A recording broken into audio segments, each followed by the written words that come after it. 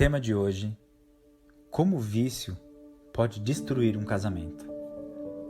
O vício pode ser uma das situações mais difíceis que um casal enfrenta.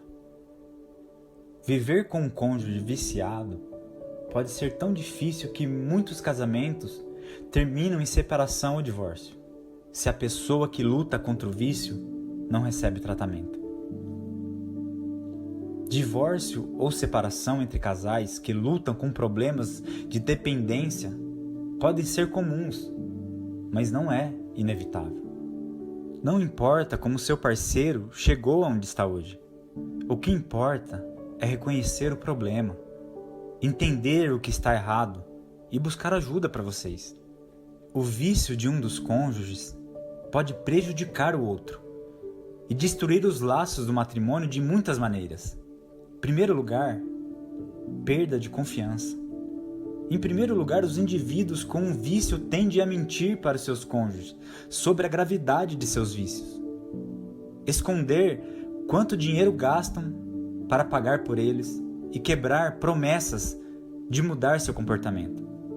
Com o tempo, essa desonestidade quebra os fundamentos básicos de confiança, que são necessários em qualquer relacionamento.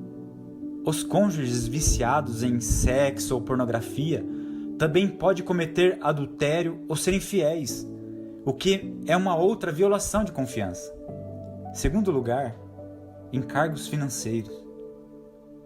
Além disso, os cônjuges com um vício podem gastar muito dinheiro, desperdiçar economias e até mesmo incorrer em dívidas e vender propriedades para pagar seus hábitos.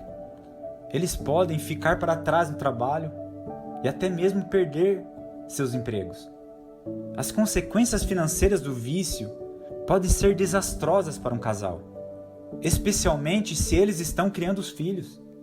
Terceiro lugar, aflição e abuso emocional. A vida diária de ser casado com um viciado ou alcoólatra pode ser uma provação emocional. Podem ter medo de que seu cônjuge se comporte de maneira perigosa ou irracional. Pior ainda, existe uma correlação entre o abuso de substâncias e a violência doméstica. Por exemplo, quando o alcoolismo corrompe um casamento, a probabilidade de um dos cônjuges se tornar vítima de violência doméstica aumenta significativamente. Muitos casos de violência doméstica envolvem o álcool e as drogas. Quarto lugar, vício de jogo de loteria. A Bíblia não diz especificamente que jogar na loteria é pecado, mas ela nos revela um conjunto de princípios que indica que o jogo de azar não combina com o padrão moral expresso na palavra de Deus. Mas é verdade que muita gente fica em dúvida se realmente jogar na loteria é errado para um cristão. Algumas pessoas até alegam que se ganhar um prêmio acumulado da Mega Sena, pagarão dízimo. Mas me deixe mostrar alguns princípios que se chocam com as práticas de aposta de loteria. O que a Bíblia diz sobre jogar na loteria? Não há uma passagem bíblica que fale especificamente sobre jogar na loteria. Não podemos encontrar na Bíblia um versículo que diz: não jogarás. Mas apesar da Bíblia não tratar explicitamente de uma determinada questão, ela nos instrui claramente acerca do que fazer. Assim mesmo, de forma implícita, a Escritura jamais nos deixa sem respostas. Com base nessa realidade, vamos ver alguns pontos que envolvem não apenas a loteria, mas qualquer tipo de jogo que coloque em disputa algum bem de valor. Então, jogar na loteria afronta os princípios bíblicos.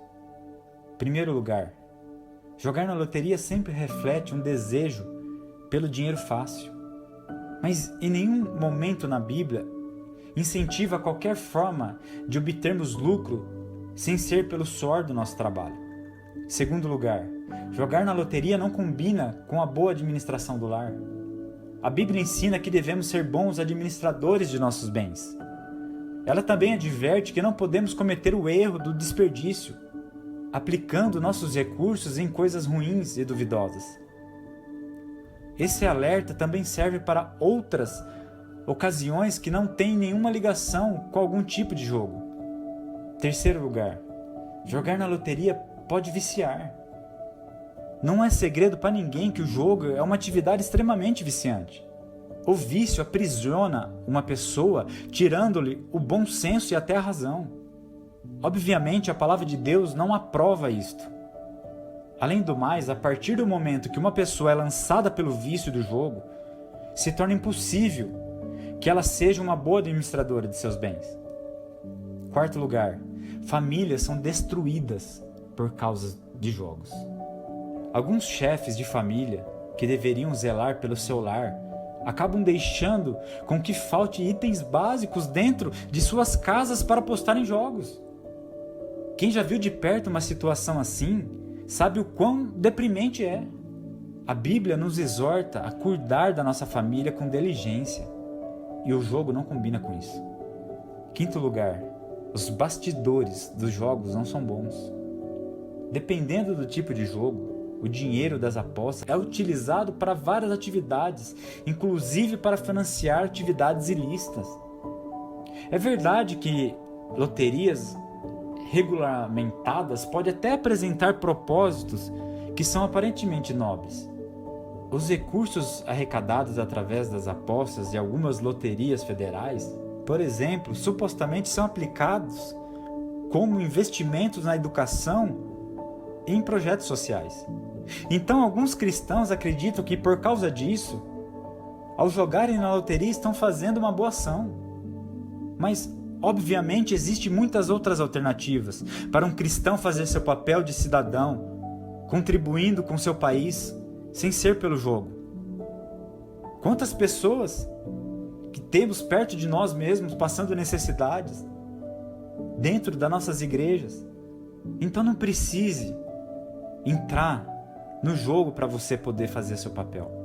Outro problema comprovado acerca do jogo é que a maioria dos apostadores de loteria pertence a classes mais pobres da sociedade.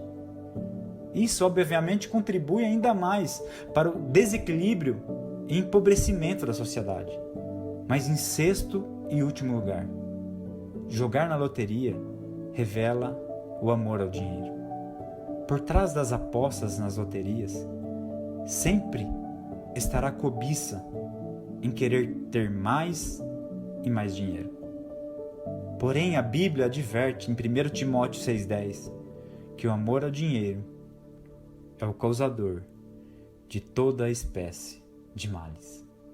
Que Deus abençoe a vida de vocês, em nome de Jesus.